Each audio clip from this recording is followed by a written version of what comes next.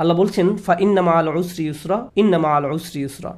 সাধারণত এর অনুবাদ করা হয় কষ্টের সাথেই স্বস্তি আছে, নিঃসন্দেহে কষ্টের সাথেই স্বস্তি আছে। এই আয়াতের গড়পড়তা এটাই অনুবাদ। তবে সবার আগে কিভাবে ছোট ছোট সূরাগুলোকে কদর করতে হয় সে ব্যাপারে আমি কিছুটা আলোকপাত করতে চাই। আপনাদের অনেকেই এই সূরাটি মুখস্থ করেছেন। এটা ইসলামের খুবই সুন্দর একটা শিক্ষা এবং আমাদের জীবনের জন্য সুন্দর একটা শিক্ষা। আল কোরআনের কিছু কিছু ছোট সূরার মাঝে গভীরতম শিক্ষা লুকিয়ে আছে। আল্লাহ সুবহানাহু ওয়া তাআলা তার অপরিসীম প্রজ্ঞা থেকে সূরাগুলোকে সংক্ষিপ্ত রেখেছেন যেন মানুষ সহজে এগুলো মুখস্থ করতে পারে এবং এগুলো থেকে জীবনের জন্য সবচেয়ে শক্তিশালী কিছু শিক্ষা সহজে মনে রাখতে পারে। আল্লাহ সুবহানাহু ওয়া তাআলা এমন একটি সময়ের কথা বর্ণনা করছেন যখন রাসূলুল্লাহ সাল্লাল্লাহু আলাইহি সাল্লাম তার জীবনের কঠিন একটি সময়কাল অতিবাহিত করছিলেন। প্রথম দিকে তিনি যখন দ্বীনের দাওয়াত প্রচার করছিলেন, বেশিরভাগ মানুষ এই দাওয়াত শোনার প্রতি আগ্রহী ছিল না। হুদায়বিয়ার সন্ধি পরবর্তী সময়কালের মতোও ছিল না, যখন দলে দলে মানুষ ইসলামের সুশীতল ছায়াতলে আশ্রয় নিচ্ছিল। নবুয়তি মিশনের প্রথম দিকে মানুষ তার জন্য কাজটা অনেক কঠিন করে তুলেছিল। যে কেউ রাসূলুল্লাহ সাল্লাল্লাহু আলাইহি সাল্লামের দাওয়াত গ্রহণ করত, সুফাহা তথা বোকা বলা হতো, বুদ্ধিহীন বলা হতো, অথবা বলা হতো তিনি এদেরকে বোকা বানিয়েছেন। কেউ ইসলাম গ্রহণ করলেই তাকে এই সমস্ত অভিযোগে অভিযুক্ত করা হতো। ঠিক সেই সময় আল্লাহ আযজা ওয়া জাল্লা এই গভীর অর্থপূর্ণ সূরাটি নাজিল করেন এবং তাকে স্মরণ করিয়ে দেন আল্লাহ সর্বদা তার প্রতি অনুগ্রহ করে যাচ্ছেন। কোরআনের বিভিন্ন জায়গায় বিভিন্ন ধরনের অনুগ্রহের কথা উল্লেখ করা হয়েছে। যেমন অন্য একটি সূরায় আল্লাহ বলেন, আলাম ইয়াজিদিকা ইয়াতীমান ফাআওয়া, আল্লাহ কি আপনাকে ইয়াতীম হিসেবে পাননি, অতঃপর তিনি আপনাকে আশ্রয় দিয়েছেন। ওয়া ওয়াজাদাকা দাল্লান ফাহাদা ওয়া ওয়াজাদাকা আইলান ফাআগনা, আল্লাহ বলেন তিনি আপনাকে পথ খুঁজতে থাকা অবস্থায় পেয়েছেন। তিনি আরও বলেন তিনি আপনাকে নিঃস্ব পেয়েছিলেন এবং তিনি আপনাকে সম্পদশালী করে দিয়েছেন, অর্থাৎ খাদিজা রাদিয়াল্লাহু তাআলা আনহার সাথে বিয়ের মাধ্যমে। কিন্তু এই সূরায় আল্লাহ আযজা ওয়া জাল্লা ভিন্ন রকম একটি অনুগ্রহের কথা বর্ণনা করছেন, গভীর একটা অনুগ্রহ। আল্লাহ আযজা ওয়া জাল্লা বলেন, আলাম নাশরাহ লাকা সাদরাক, আমি কি আপনার জন্য আপনার বক্ষ সম্প্রসারিত করিনি। আরবি ভাষায় বক্ষ সম্প্রসারণ মানে প্রশান্তিতে থাকা, শান্ত থাকা। রাসূলুল্লাহ সাল্লাল্লাহু আলাইহি সাল্লাম সহজ কোনো পরিস্থিতিতে ছিলেন না। তার আশেপাশে সবাই তার বিরুদ্ধে সমানে অভিযোগ করে যাচ্ছিল, নয়তো তাকে শারীরিকভাবে আক্রমণ করতে চাইতো। তার নিজের গোত্রের লোকেরাও তাকে পরিত্যাগ করেছিল। কোনো কিছুই তখন সহজ ছিল না। তবু আল্লাহ বলছেন এই সব প্রতিকূল পরিস্থিতিতেও আপনার প্রতি সবচেয়ে বড় অনুগ্রহ হলো আপনার বক্ষ সম্প্রসারিত করা হয়েছে, আপনি প্রশান্তিতে আছেন। তারপর আল্লাহ আযজা ওয়া জাল্লা বর্ণনা করেন কিসের শান্তি, ওয়া ওয়াদা'না আনকা উযরাক, তিনি বোঝা দূর করে দিয়েছেন। এই আয়াতে বোঝা বলতে কি বোঝানো হয়েছে তা নিয়ে ওলামারা অনেক মন্তব্য করেছেন। তার থেকে একটি ব্যাপারে আজকের খুতবায় আলোচনা করব। রাসূলুল্লাহ সাল্লাল্লাহু আলাইহি সাল্লাম নবুয়ত লাভ করার পূর্বে মক্কা থেকে নিজেকে দূরে সরিয়ে নিতেন এবং পৃথিবীতে কেন এত দুঃখ কষ্ট তা নিয়ে চিন্তামগ্ন থাকতেন। তিনি ঘন্টার পর ঘন্টা দিনের বেলা, কখনো কখনো রাতেও চিন্তামগ্ন অবস্থায় হেরা গুহায় কাটিয়ে দিতেন। তিনি সমাজ থেকে নিজেকে এভাবে দূরে সরিয়ে নিয়ে ভাবতেন এই জীবনে কেন এত দুঃখ যাতনা। আর আল্লাহ আযজা ওয়া জাল্লা এই সমস্ত প্রশ্নের জবাব দিয়েছেন তার নিজের কথার মাধ্যমে। যখন রাসূলুল্লাহ সাল্লাল্লাহু আলাইহি সাল্লাম আল্লাহর কালামের মাধ্যমে জবাব পেলেন, আল্লাহ আযজা ওয়া জাল্লা এই ব্যাপারটাকে বর্ণনা করছেন যে তিনি আপনার বোঝা লাঘব করে দিয়েছেন। ওয়া ওয়াদা'না আনকা উযরাক, আমাদের জন্য এতে শিক্ষা হলো যে হ্যাঁ, জীবনে অনেক চাপ সইতে হয়, আর আল্লাহ বলছেন তার কালাম এই চাপ থেকে নিষ্কৃতি দান করে, ওই বোঝাগুলো দূর করে দেয়। আল্লাযী আনকাযা যাহরাক ওয়া রাফা'না লাকা যিকরাক, যা আপনার পিঠ ভেঙে দিচ্ছিল আর আমি আপনার জন্য আপনার স্মরণকে সমুন্নত করেছি। এই সূরায় যে শিক্ষাটি আল্লাহ দান করছেন তা শুধু রাসূলুল্লাহ সাল্লাল্লাহু আলাইহি সাল্লামের জন্য নয়, এটি আসলে সকল মানুষের জন্য। ফা ইন্না মা'আল উসরি ইউসরা, এর সাধারণ অনুবাদ হলো নিশ্চয়ই কষ্টের সাথে স্বস্তি রয়েছে। আজকের খুতবার কিছুটা সময় আমি এই আয়াতের উপর ব্যয় করব। আমার আপনার জন্য এই আয়াতে কি শিক্ষা রয়েছে। প্রথমে এই আয়াতের আরবি ব্যাকরণগত দিক নিয়ে আলোচনা করতে চাই। আপনাদের মাঝে যারা আরবি ব্যাকরণের সাথে পরিচিত তাদের জন্য বলছি, এখানে মুবতাদা হলো ইউসর। ব্যাকরণগত দিক থেকে এই বাক্যের শুরু হলো স্বস্তি। যখন আমরা বাংলায় অনুবাদ করি তখন বলি নিশ্চয়ই সকল কষ্টের সাথে স্বস্তি রয়েছে, কিন্তু ব্যাকরণগত দিক থেকে সবচেয়ে শুদ্ধ অনুবাদ হলো স্বস্তি রয়েছে কষ্টের সাথে।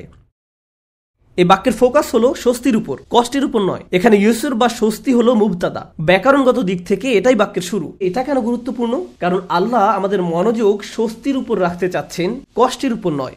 সহজ সময় বা স্বস্তি হয়তো পরে এক সময় আসবে, কিন্তু আল্লাহ চান আমরা যেন আমাদের মনোযোগ সামনে যে স্বস্তিদায়ক সময় আসছে তার উপর রাখি, এখন যে কষ্টে আছি তার উপর নয়। আপনি যে ধরনের কঠিন সময় দিনাতিপাত করছেন না কেন, আল্লাহ এর একটা ব্যবস্থা করবেন এবং স্বস্তিদায়ক সময় সামনে অবশ্যই আসছে। দ্বিতীয় যে বিষয়টা এখানে মনোযোগের দাবি রাখে তা হলো ইউসর হলো নাকেরা, মানে এটি আম ওয়া আম্মাল ওয়া আজম ওয়া আকাদ, অর্থাৎ কষ্ট কি এটা সবাই জানে। হয়তো এটা অর্থনৈতিক কষ্ট, স্বাস্থ্যগত কষ্ট, মানসিক কষ্ট, আবেগ সংক্রান্ত কোনো কষ্ট, বা আপনার কষ্টের জিনিস হয়তো আপনার পাশেই বসে আছে, আমি জানি না। সবার জীবনে কোনো না কোনো সমস্যা রয়েছে। এই কষ্টদায়ক বিষয়গুলো সম্পর্কে সবাই জানে, আর এগুলো খুবই সুনির্দিষ্ট। কিন্তু আল্লাহ বলছেন কষ্টের চেয়ে স্বস্তিটা অনেক বড়, অনেক বিস্তৃত। কষ্টের মতো স্বস্তির ব্যাপারটা অতটা জ্ঞাত নয়। অর্থাৎ কিছু স্বস্তি আসবে, কিন্তু আপনি জানেন না কিভাবে সেটা চিনতে হয়। সবাই সমস্যা শনাক্ত করতে পারে, কিন্তু সবাই সমাধান দিতে পারে না। আল্লাহ যখন আপনাকে স্বস্তি দিবেন, আপনি হয়তো এটাকে স্বস্তি মনে নাও করতে পারেন। আল্লাহ আপনার জীবনে স্বস্তি নিয়ে আসবেন, কিন্তু আপনি হয়তো বুঝতেও পারবেন না যে আল্লাহ আপনার জীবনে স্বস্তি নিয়ে আসছেন। তিনি আপনার জীবনে এমন দিক থেকে স্বস্তি নিয়ে আসবেন যা সম্পর্কে আপনি জানতেন, আবার এমন দিক থেকেও নিয়ে আসবেন যা সম্পর্কে আপনি ভাবতেও পারেননি। অপ্রকাশ্য জগতের ব্যাপার। এই বাক্যাংশে ইন্না মাআল উসরি অর্থাৎ কষ্টটি, এটি সুনির্দিষ্ট, জানা। পরের শব্দ ইউসরান হলো নাকেরা বা অনির্দিষ্ট, অর্থাৎ স্বস্তির ব্যাপারটা অজানা। কারণ অনেক সময় মানুষ কেবল সে বিষয়ের উপর ফোকাস রাখে যা দেখা যায়। তারা যা দেখতে পায় না তার প্রতি কোনো মনোযোগ দিতে পারে না। এখন আল্লাহ আমাদেরকে বলছেন অদৃশ্য স্বস্তি বা আরাম তোমাদের জন্য আসছে সব সময়। এই অদৃশ্য স্বস্তি সব সময় বর্তমান। আরবি ইন্না শব্দের অর্থ নিশ্চয়ই। আরবি ভাষাবিদরা ইন্নাকে বর্ণনা করছেন হারফুন লিজালাত ইসাক, অর্থাৎ ইন্না বাক্যে ব্যবহৃত হয় সন্দেহ দূর করতে। একটা সহজ উদাহরণ দিচ্ছি। আপনি যদি কোনো সমস্যায় পড়েন, ধরুন সমস্যাটা দেখা দিয়েছে চাকরির কাজে বা পরিবারে। এখন কেউ এসে বলল, আরে ভাই এটা কোনো সমস্যাই না। আপনি বললেন এটা একটা বিশাল সমস্যা, অর্থাৎ সমস্যাটা সম্পর্কে আপনার মনে কোনো সন্দেহ নেই, কিন্তু সমাধান নিয়ে সন্দেহ আছে। সমস্যাটা কি, কোন দিন শেষ হবে, এই বিষয়ে আপনার সন্দেহ রয়েছে। সহজ সময় কোন দিন আসবে, কোনো সমাধান আসলেই কি আসবে, এই বিষয়ে আপনি সন্দিহান। সুতরাং সমস্যার ব্যাপারে মানুষ পুরোপুরি নিশ্চিত থাকে, কিন্তু সমাধান আসবে কিনা এই ব্যাপারে তারা সন্দেহপ্রবণ। সহজেই আমরা আশাহীন হয়ে পড়ি। আমরা চিন্তা করতে থাকি, ভাই এটা সব সময় এমন খারাপই থাকবে, কোনো দিন এই পরিস্থিতি উন্নতি হবে না। আমরা এভাবে নিজেদেরকে বলি। তো আমরা নেগেটিভের ব্যাপারে অনেক বেশি নিশ্চিত থাকি, কিন্তু পজিটিভের ব্যাপারে নিজের মনে কোনো নিশ্চয়তা থাকে না। তিনি ইন্না যে শব্দটি সন্দেহ দূর করে তা ব্যবহার করে আমাদের জানাচ্ছেন কোনো সন্দেহ নেই, স্বস্তি রয়েছে কষ্টের সাথে। স্বস্তির সাথে ব্যবহার করলেন, তিনি স্বস্তির উপর জোর দিলেন। যেন একজন মুমিন যখন এই আয়াত তেলাওয়াত করবে, সে মনে করবে আমার কষ্টের ব্যাপারে সন্দেহ থাকতে পারে, আমি সমস্যাটাকে যত বড় মনে করছি এটা আসলে ততটা বড় সমস্যা নয়, কিন্তু আল্লাহ যে স্বাচ্ছন্দ্য নিয়ে আসছেন সেটা অনেক বড় এবং নিঃসন্দেহে তা আসছে। এটা আমাদেরকে মন্দের ব্যাপারে সন্দেহ প্রবণ করে তোলে।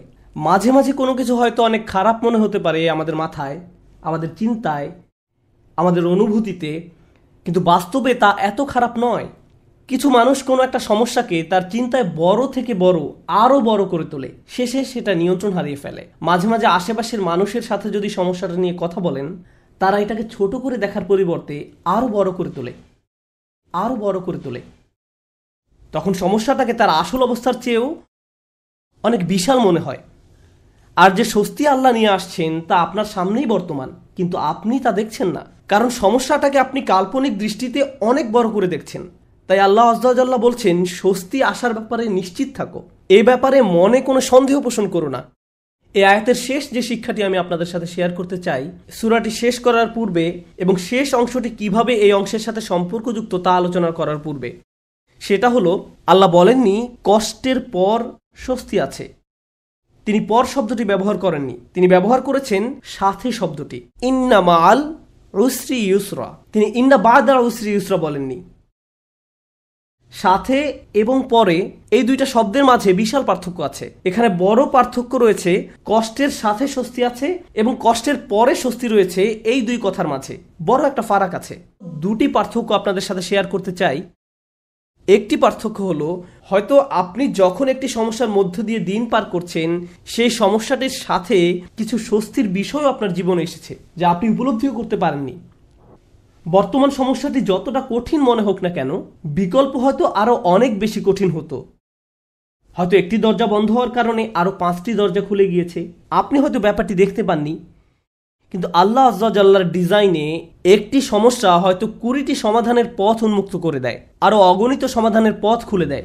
এজন্য ওই স্বস্তিদায়ক বিষয়গুলো আসার জন্য এই সমস্যাটি ঘটার দরকার ছিল। এটি আল্লাহর বিজ্ঞ ডিজাইনের অংশ। আমরা হয়তো তা শনাক্ত করতে পারি না। অন্য কথায়, হ্যাঁ, আমার মন বলছে আমি সমস্যার মধ্যে দিয়ে যাচ্ছি, কিন্তু এই সমস্যার মধ্য দিয়ে আল্লাহ আমার জীবনে স্বস্তি নিয়ে আসছেন নিশ্চিতভাবেই। শুধু আমাকে সেটা খুঁজে পেতে হবে। সমস্যা আমি দেখতে পাচ্ছি, কিন্তু সমাধান কোথায় সেটা আমাকে খুঁজে বের করতে হবে। জীবনে আমরা যত ভয়ানক অভিজ্ঞতার মধ্য দিয়ে যাই, তখন আমরা এভাবে প্রশ্ন করি যে আমাকে কেন এই বিপদে ফেলা হলো, কেন আমার সাথে এমন হচ্ছে, আমি কি এমন অন্যায় করেছি, এর থেকে ভালো কি আসবে। আপনাদেরকে বলছি, ওই অভিজ্ঞতাগুলোর প্রত্যেকটাই কোনো না কোনো সহজতা, স্বস্তি বা ভালো সাথে করে নিয়ে আসে, যা আমরা দেখতে পাই না।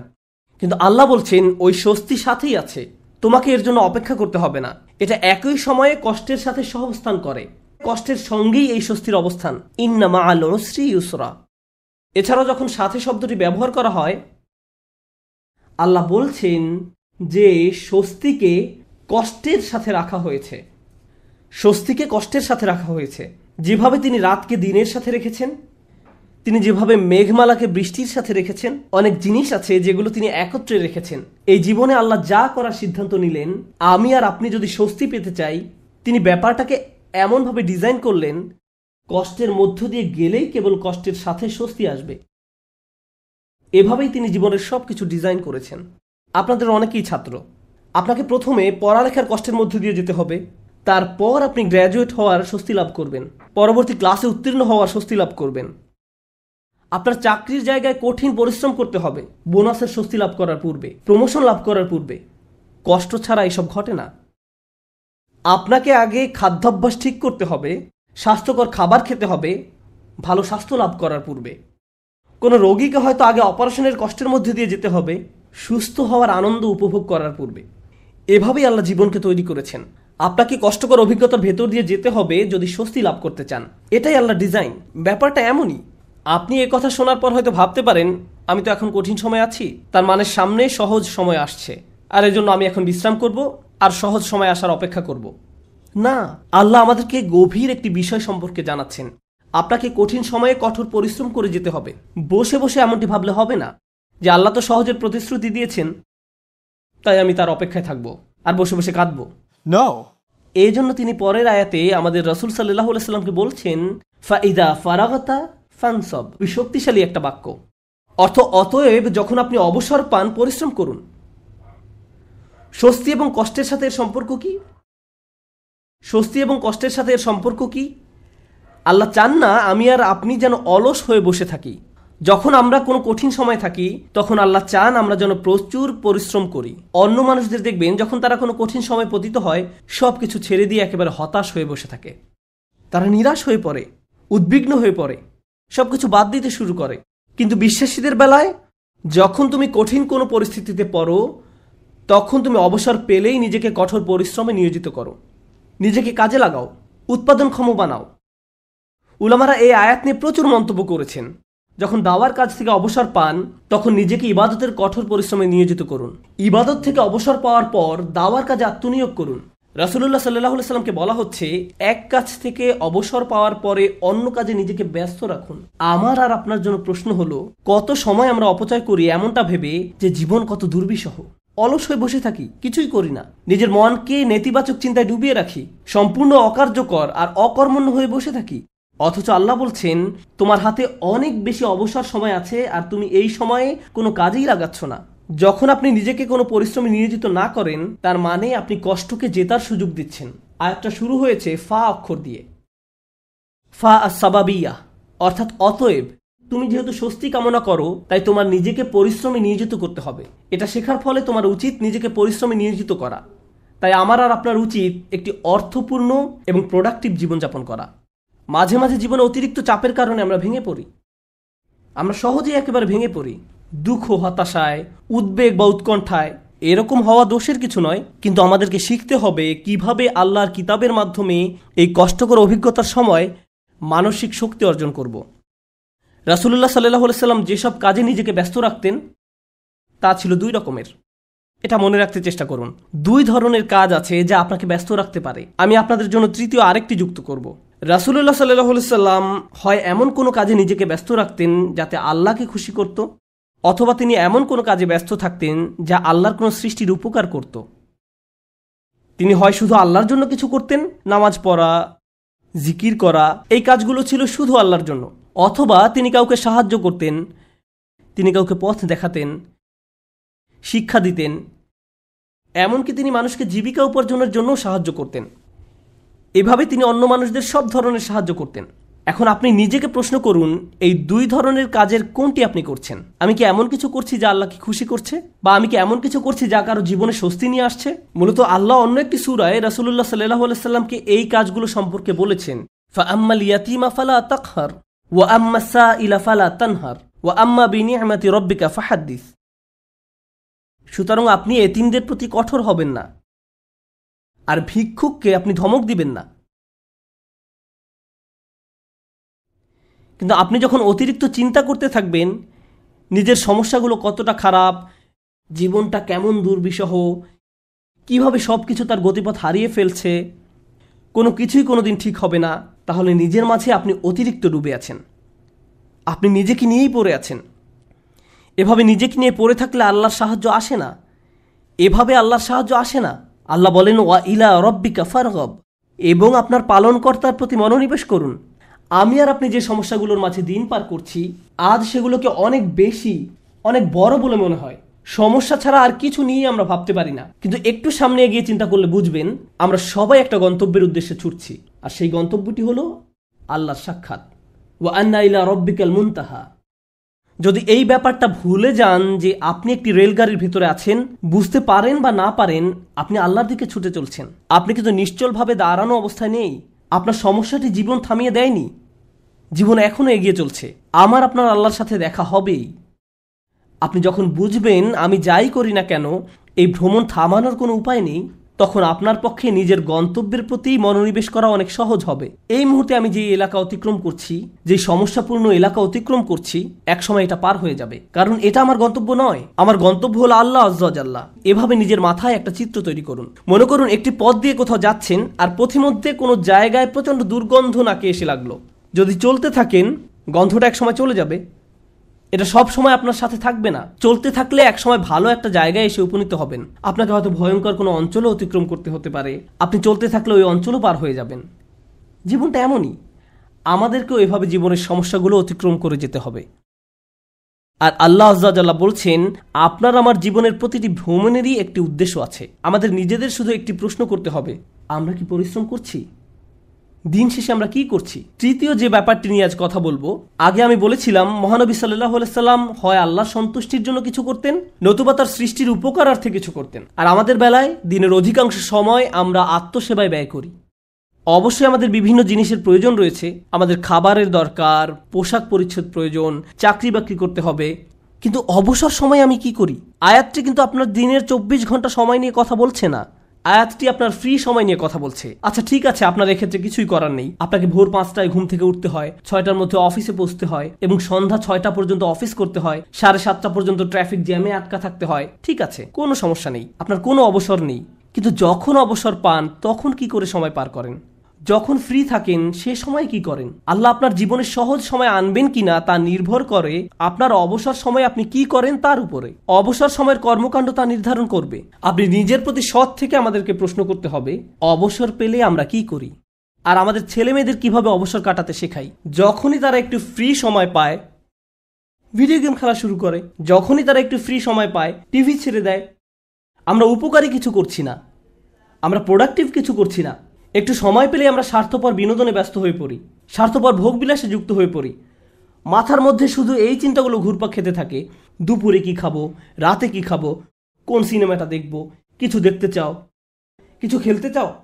দিন রাত সারাক্ষণ শুধু বিনোদন, ভোগবিলাস আর অর্থহীন রঙ্গরসে ডুবে থাকা। আমাদের জীবন এমনই হয়ে গিয়েছে। কিভাবে এটা ফানসাব? এটা ফানসাব নয়, আল্লাহর এই নির্দেশে ফাইজা ফারাগতা ফানসাব। কোন ব্যক্তি যদি এভাবে আমোদ প্রমোদের মাঝে নিজেকে হারিয়ে ফেলে তখন কি হবে জানেন? এগুলো তার জীবনকে আরো কঠিন করে তুলবে। আমি বলছি না আপনি কোনো কিছু খেলতে পারবেন না বা কোনো ধরনের বিনোদন করতে পারবেন না। আমি জানি এটা গ্রীষ্মের সময়, স্কুল ছুটির কারণে বাচ্চারা এখন খেলাধুলা করতে চায়, এটা ঠিক আছে, কিন্তু তাদেরকে একই সাথে শেখাতে হবে কিভাবে সময়ের উত্তম ব্যবহার করতে হয়। তারা এটা শিখতে পারবে না যদি তারা আপনার কাছ থেকে না শেখে। আমরা যদি অবসর সময় পেলেই অপচয় করা শুরু করি, অর্থহীন কাজে নষ্ট করে ফেলি, উপকারী কোনো কাজে সময় ব্যয় না করি, তাহলে তারাও এই অভ্যাস আমাদের কাছ থেকে আয়ত্ত করবে। আমরা দৃষ্টান্ত রেখে যাচ্ছি, আমরা আমাদের আচার আচরণকে তাদের জন্য অনুকরণীয় হিসেবে উপস্থাপন করছি। আমরা এই আয়াত অনুযায়ী জীবনযাপন করলে তারা প্রশ্ন করবে, কেন তুমি সারাক্ষণ ব্যস্ত থাকো? কেন আমরা সব সময় কাউকে না কাউকে সাহায্য করি? আমরা এতবার মসজিদে কেন যাই? আমরা সারাক্ষণ এটা ওটা শিখছি কেন? আমাদের অবসর কোথায়? ফাইদা ফারাগতা ফানসব, অর্থাৎ অতএব যখন অবসর পান পরিশ্রম করুন। فإن مع العسر يسرا إن مع العسر يسرا فإذا فرغت فانصب وإلى ربك فارغب। নিশ্চয়ই কষ্টের সাথে স্বস্তি রয়েছে। এই নির্দেশগুলো আল্লাহ আমাদের মহানবী সাল্লাল্লাহু আলাইহি সাল্লামকে প্রদান করেছিলেন। এই বিষয়গুলোর উপর ফোকাস করতে তাকে নির্দেশ দেওয়া হয়েছিল সাল্লাল্লাহু আলাইহি সাল্লাম। আমরা যদি আমাদের জীবনকে উন্নত করতে চাই, আমাদেরকেও এই শিক্ষাগুলো নিজেদের জীবনে বাস্তবায়ন করতে হবে। আমাদের সবারই জীবনে কোনো না কোনো সমস্যা রয়েছে। একটি সমস্যার সবচেয়ে বড় কঠিন দিক কোনটি? সমস্যার বাহ্যিক দিক মোকাবেলা করা সবচেয়ে কঠিন নয়, সবচেয়ে কষ্টকর ব্যাপারটি ঘটে আমাদের হৃদয়ে। সবচেয়ে দুরূহ ব্যাপার হলো সমস্যার সময় আমার অনুভূতি নিয়ন্ত্রণ করা।